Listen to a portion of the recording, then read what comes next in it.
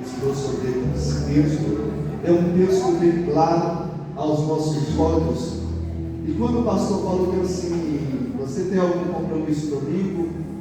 Eu não, então você vai ministrar imediatamente. O Senhor já agradou no meu coração, você vai pregar sobre este texto. E como eu sou obediente ao meu Pai, aqui estou eu cumprindo aquilo que Ele quer fazer nesta noite. O Senhor já falou de várias maneiras sobre o céu.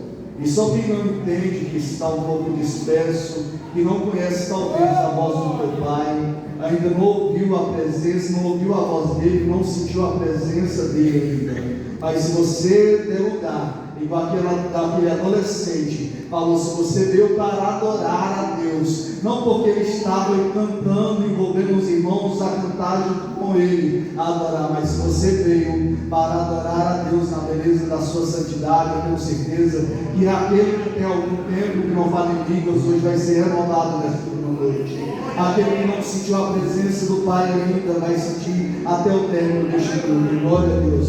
Olhando para este texto, irmãos, e ali começou a indagação no meu coração sobre esta mulher, sobre esta viúva que estava ali, com os credores, a levar os seus 2 filhos para servir de escravo. E eu fiquei pensando, se fosse para os credores levar os seus filhos para servir de escravo, poderia ser que eles seriam servos de 2 anos, 3 anos, 4 anos, e depois voltar para a sua residência, para a casa de sua mãe. Mas olhando para o texto, e o texto vai nos esclarecer, lá em 1 Reis, capítulo de número 18, vai falar sobre a história de um homem que era mordomo da casa de Acabe. Um homem que estava sendo servo da casa, sendo chefe daquelas casas, por nome de Obadias. Obadias, sendo servo da casa de Acabe, ele certo dia, a Jezabel procurando matar os profetas, e o que mais me chamou a atenção foi o que Obadias fez. Obadias não se preocupou com o que Acabe estava fazendo, com o que Jezabel estava fazendo, que estava envolvendo o povo de Israel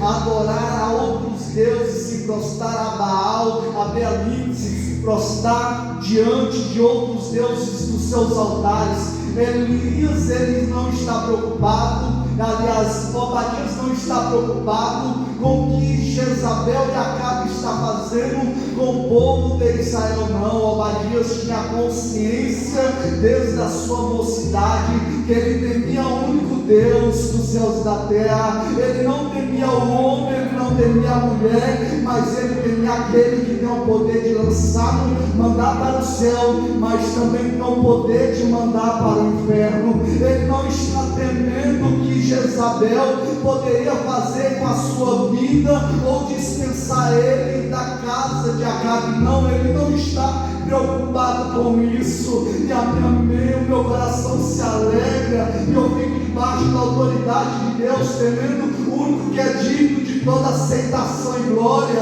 E a Bíblia começa a nos esclarecer, porque Obadias, ele tem a altitude que o homem pouco daquela época teria. Obadias, ele pega 100 homens e esconde eles em caverna. Então ele começa a alimentar esses 100 homens com pão e água. Ele não está temendo, ele está temendo ao Deus dos céus e da terra. Ele está temendo debaixo daquele que tem toda a autoridade sobre os céus e sobre a terra. Glória. Talvez você ainda está um pouco disperso, mas o Senhor nesta noite vai te envolver com a sua glória, e você sairá renovado na glória de Deus aqui. Aleluia. Ele vai como ele aceita, ela mandou que a paz. Eu começo a ver Obadias, ele servindo a casa de Acabe, mas ele pega os 100 profetas, escondem em cavernas e começa a se alimentar. E Elias tinha sumido um pouco da história, mas certo dia Acabe viu a necessidade de alimentar toda a sua casa, alimentar então os seus animais. Então Então ele ordena aos Obadias: sai pelas províncias, sai pelas as ruas, sai pelos campos avalados, e ali então procura água para poder alimentar os jumentos, alimentar as mulas, alimentar os animais, talvez trazer a água para nós beber, porque Elias, ele começa seu ministério anunciando logo uma palavra que não haveria chuva sobre a face da terra durante 3 anos e meio. E você também conhece o texto, mas o que vai mais me alegrar o meu coração, porque ele está pelo caminho sozinho, ali com os seus animais, com os animais da casa de Acabe. Ele então encontra Elias, e Elias vai dizer para ele: ordena ao teu Senhor que hoje eu vou me apresentar diante de ti. Ele teme e se prostra com o rosto em chão e começa a dizer: olha, meu Senhor, eu temo ao Senhor dos exércitos, desde a minha mocidade. Olha, rei Acabe mandou procurar o Senhor em todas as cidades, em todos os reinos, e não te encontra, porque o Espírito pega você e leva para outro lugar. E Elias disse assim: tão certo como vive eu diante do Senhor dos exércitos, que ainda hoje me apresentarei diante de Acabe.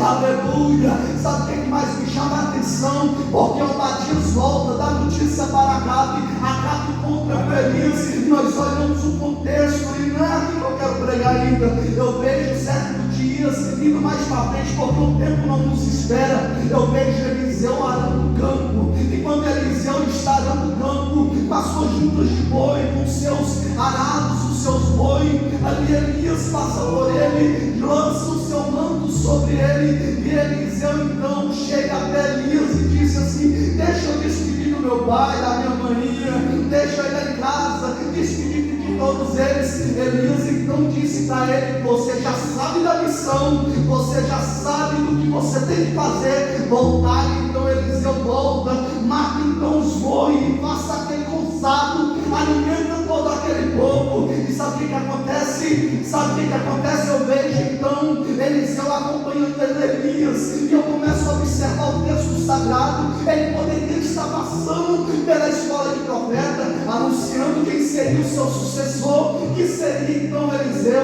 Então ele começa ali cuidar ali daqueles anunciando a Elias, anunciando aos profetas, aos filhos dos profetas, que Eliseu seria o seu sucessor. Porém, Obadias, ele pega, ele não somente cuida de 100 homens, ele vai cuidar de 107.000 homens. Quando Elias então, ele se perturba para Deus: ah, Senhor, mas só eu fiquei. Então diz para ele: calma, Elias, abaixa um pouco o ego, vai devagar, porque ainda tem 100.000 homens que não se dobraram perante a Baal. O que mais me chama a atenção, porque Obadias, ele não alimenta somente 100 homens, ele alimenta 7.000 homens, alimenta 7.000 profetas em cavernas e catacumbas. Foi dito hoje sobre o homem avarento: onde está o teu coração? Está em Deus ou na riqueza? Ou você ainda vai entender o texto até o final. O que mais me chama a atenção, porque a Bíblia vai nos dizer que ele pega, passa, tudo acontece, aquele movimento, ele sai anunciando Eliseu como seu sucessor. E o que vai mais me chamar a atenção, porque quando estamos debaixo da mão de Deus e vivendo os seus mandamentos e os seus preceitos, nós sabemos daquilo a qual o Senhor nos propôs. Nós sabemos do peso do chamado, nós sabemos da responsabilidade que temos. Certo dia Elias fala bem assim para Eliseu: Eliseu, fique aqui, porque o Senhor me enviou a Gilgal. Ele disse assim: tão certo como vive o Senhor e vive tua alma, que te não deixarei. E ambos foram a Gilgal. Ele disse assim: fica aqui, porque o Senhor me enviou a Betel. Novamente ele vai dizer: tão certo como vive o Senhor, que eu não ficarei. E ambos foram junto a Betel. Ele diz assim: o Senhor me enviou ao rio, a Jericó. Tão certo como vive o Senhor e vive a tua alma, que a ti não deixarei. Então ele pega O que mais me chama a atenção, quando Elias chega na margem do Rio Jordão, ele pega a sua capa, se dobra, pega as águas, e olhando um pouco para o Rio Jordão, ele nasce no Monte Hermon a 2.800 metros de altura, e a gravidade da água descendo, o poder de Deus tinha sobre Elias, ele pega as águas, então quando eles iam ultrapassando o Rio Jordão, a água ia aumentando. Quando eles terminam e colocam os pés em seco, a água volta a correr novamente. Talvez o Senhor te enviou a vários lugares, junto com o homem de Deus, só que talvez você está disperso e ainda não entendeu a gravidade do chamado que você tem. Ah, Senhor, mas está tudo bem, eu não quero exercer esse chamado, eu não quero ter o peso da responsabilidade, eu não quero isso para mim. Tudo bem, se você não quer, Deus vai levantar outro no seu lugar. Mas entenda uma coisa, o teu sucessor tem um nome. Do mesma forma que Eliseu tinha, que foi o sucessor de Elias, o teu sucessor, se você não quiser exercer o teu chamado, o Senhor levantará outro no lugar. Eu digo aqui nesta manhã que alguns têm um chamado para ofertar, outros têm um chamado para it, outros têm um chamados para orar. Mas e qual chamado você tem desempenhado na casa do Senhor? Aleluia! O que mais me chama a atenção, porque Elias, ele diz para Eliseu: olha, me pede o que tu queres. Ele disse assim: ó, eu quero que haja porção dobrada do teu Espírito sobre mim. Porém ele disse assim para Eliseu: se você me ver sendo elevado de ti, isso se fará, senão não se fará. Foque no meu objetivo. Onde você tem focado? Onde você quer ir com o teu chamado? Seja você um profissional, seja você exercendo o teu chamado tanto no mundo espiritual como no metafísico. Mas o que mais me chama a atenção, sabe o que acontece? Porque vem uma carruagem de fogo, separa os dois, e o redemoinho eleva Elias até o céu, mas ele foca somente no céu e esquece do objetivo, que era a capa. Então ele pega, quando ele observa que a capa estava no chão, ele pega a capa, mas existem 50 homens, os filhos dos profetas, que estavam lá atrás no Rio Jordão, querendo aquilo que era de Eliseu, querendo a porção dobrada. Porque todas as vezes que eles chegavam até Eliseu e diziam: você sabe que hoje o teu Senhor será elevado de ti? Ele fala: se eu sei, calai-vos, não precisa me atormentar, que eu sei do meu objetivo.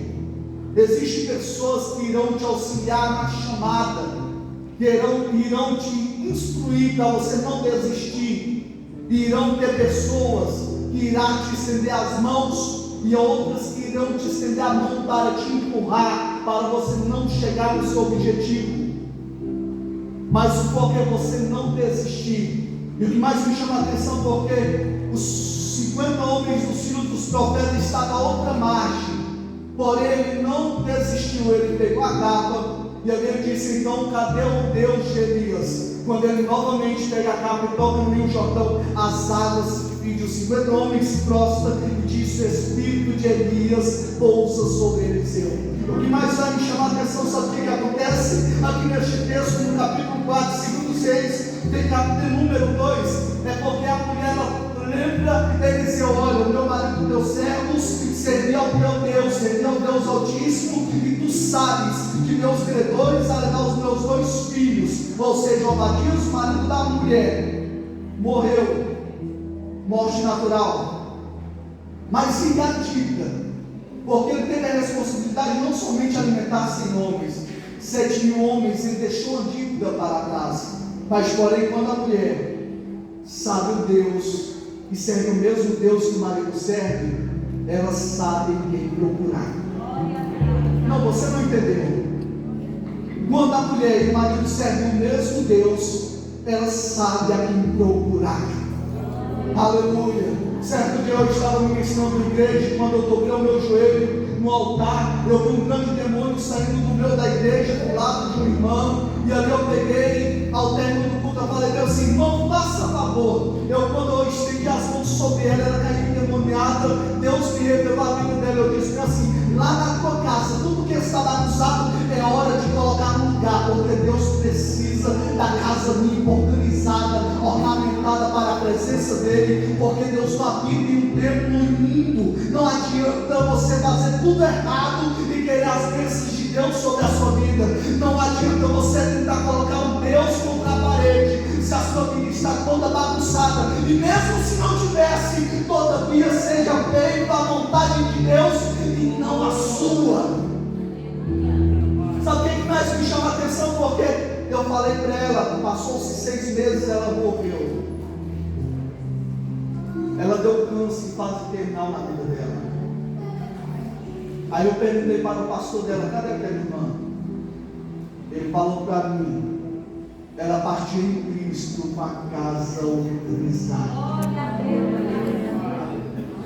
Aleluia. Como que está a sua conduta, a sua índole diante de Deus? Aleluia. O que vai mais me chamar a atenção aqui neste texto é porque todo mundo ministra sobre ele, mas as pessoas, é o mesmo texto, eu sempre ouço falar sobre ele, eu ouço ministração sobre ele, mas será se a palavra mudou sua vida, ou se continua na mesma conduta? Imagina neste texto aqui, quando essa mulher pergunta para Eliseu: o que é que tu tens? Eu não tenho nada, e meus credores a levar meus 2 filhos a serem servos, mas eu tenho um botijinho de azeite. Não tem nada que tu tens. Eu tenho um botijinho de azeite bem pequenininho, lá na prateleira de casa. Na época não tinha armário ainda, talvez seria lá naquela prateleirinha feita de madeira, lá no canto. Não tem nada, mas ainda existe algo que o meu marido deixou. Tem um azeite que naquela época valia muito. Mas sabe o que vai mais me chamar? E o Senhor começa a tratar no meu coração, porque ela não enfatizou quando Elias falou: vai, fecha a porta sobre os teus filhos, pede vasilhas emprestadas, não poucas, mas muitas. Pede para os teus vizinhos. Imaginou, Daniel, se essa mulher fosse uma mulher que não desse certo com os seus vizinhos, se fosse aquela crente que fala mal de todo mundo, que fala mal do pastor, que fala mal dos irmãos, já pensou se aquela fosse aquela mulher, fosse encrenqueira, que não desse certo com ninguém? Será que se alguém iria emprestar uma vasilha para ela?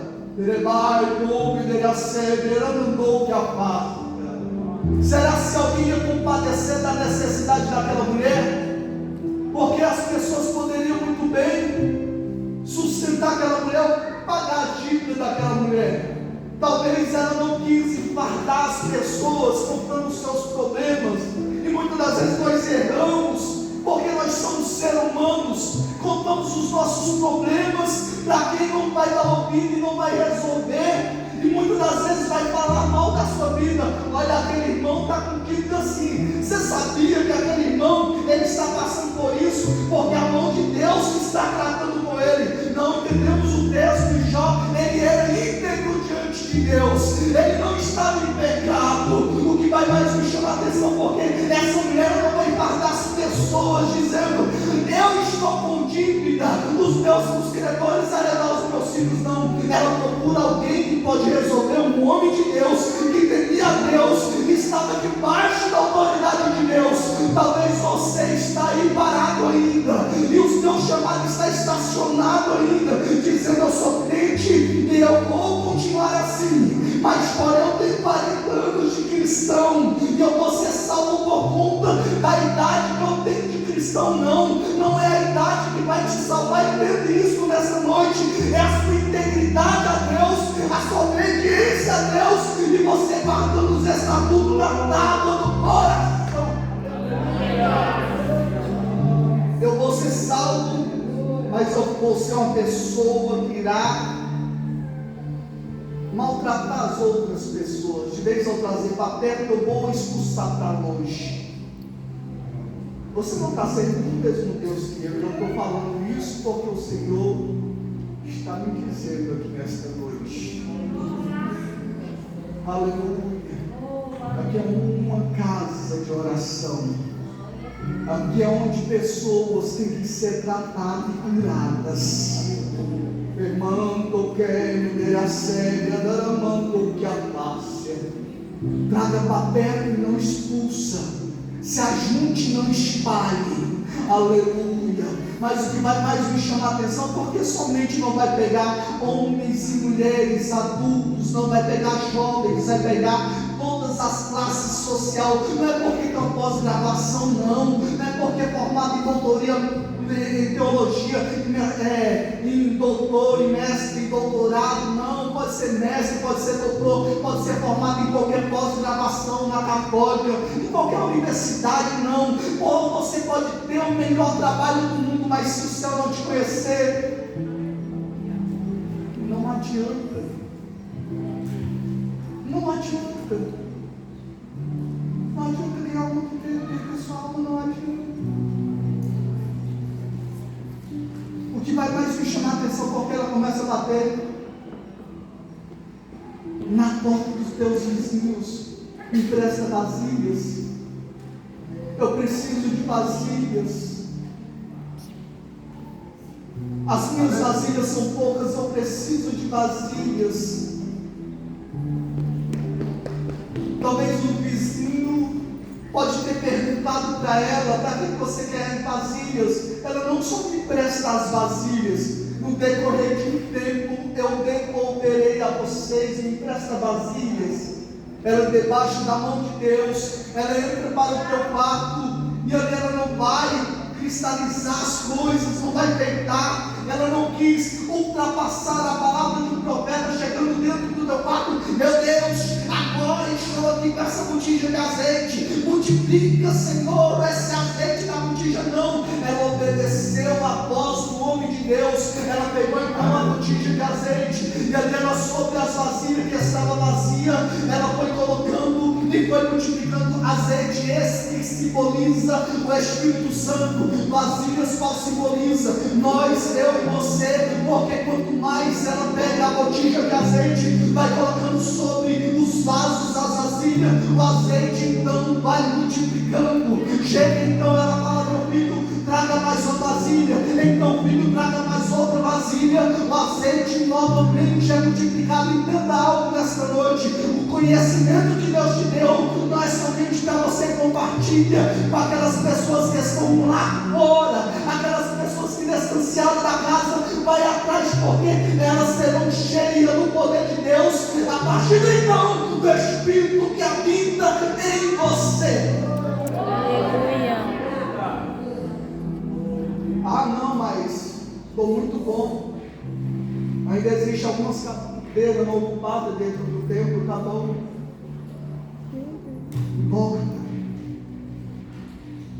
Hipócrita que quer só o céu só para você. Que Deus é esse? Que Deus é esse? E não vou generalizar, porque eu não conheço a vida de vós. Eu não conheço a vida de nenhum e nem me cabe a conhecer. Se não for para mim poder te ajudar, para mim não me interessa conhecer a sua classe social, não. Se não for para nós seguirmos os mesmos céus, o mesmo céu e adorar um Deus, não me cabe a te conhecer a sua vida pessoal, se não for para mim te ajudar. Aleluia. E muitas das vezes nós erramos porque indagamos a Deus: Senhor, mas ninguém me ama. Fica se vitimizando, mas esquece do poder da palavra do Senhor. Só fala: entra para teu quarto, fecha a porta e orarás ao Pai que está oculto, e o Pai ouvirá o desejo do teu coração. Que céu é esse? Que a Bíblia fica tanto tempo parada lá na estante, só pega quando é culto de terça e domingo, vai se alimentando, porque é o Senhor que está mandando eu dizer nesta noite. Só abre a Bíblia quando é para nos dias de cultos. Que Deus é seu irmão, o teu vizinho não te conhece que você é cristão, que cristão de fachada é esse? Não adianta chegarmos aqui ministrados em um tempo tão bonito como esse, é um culto tão organizado na liturgia de culto como esse, se o Senhor já não nos conhece mais. Já oramos mais de madrugada, está tudo bem. Trabalho, como que a séria dela mandou que a face. Não adianta somente o pastor e alguns outros irmãos e até alguém. Se você não faz seu papel, ele critica quem está fazendo, que coisa feia. Vai ser gritando porque isso aqui. Eu tenho certeza, porque senão o Senhor não estaria me usando para dizer nesta noite. Aleluia. Eu sou vítima, ou você está sendo réu? Você está para estender a mão ou para poder espalhar? Você acha que qual é espalhar? E o que mais me chama a atenção, porque a atitude dessa mulher linda, oh glória, a atitude dela é muito bonita, porque ela chama o seu filho, traga mais azeite. E aí o filho dela disse assim: mãe, acabou-se as vasilhas. Mas ela então não resolve os problemas a partir de então, não. Ela volta ao homem de Deus e disse assim: o azeite parou. Ela foi pedir novamente orientação ao homem de Deus. Ele disse assim: olha, pega o azeite, vende, paga os credores e dividereis o resto com os teus filhos. Aleluia. Quem está entendendo essa palavra, diga amém. Amém. Oh, aleluia. Muitas das vezes, aquilo que Deus te deu, a bênção que Deus te deu, compartilha. Não seja como Ananias e Safira, que era para devolver tudo aquilo à casa de Deus, e chegou lá e ainda mentiu e morreu aos pés de Pedro. Aleluia. Não precisa enfeitar muito, só vive o Evangelho, só vive a mensagem que o Pai nos orienta a viver. Obedeça o que o Pai nos ensinou. Amarás o teu próximo como a ti mesmo. De maneira nenhuma, se não cumprir isso, se não cumprir o segundo mandamento, de maneira nenhuma estaria cumprindo ao primeiro, que amarás a Deus sobre todas as coisas. E céu as minhas palavras aqui nesta noite. Aleluia. Não espalhe, junte. Não precisa ser um crente de fachada que os seus vizinhos não te conheçam. Comece a proclamar o Evangelho a essas pessoas que moram do teu lado. Que em nome de Jesus fique com essa palavra. Aleluia.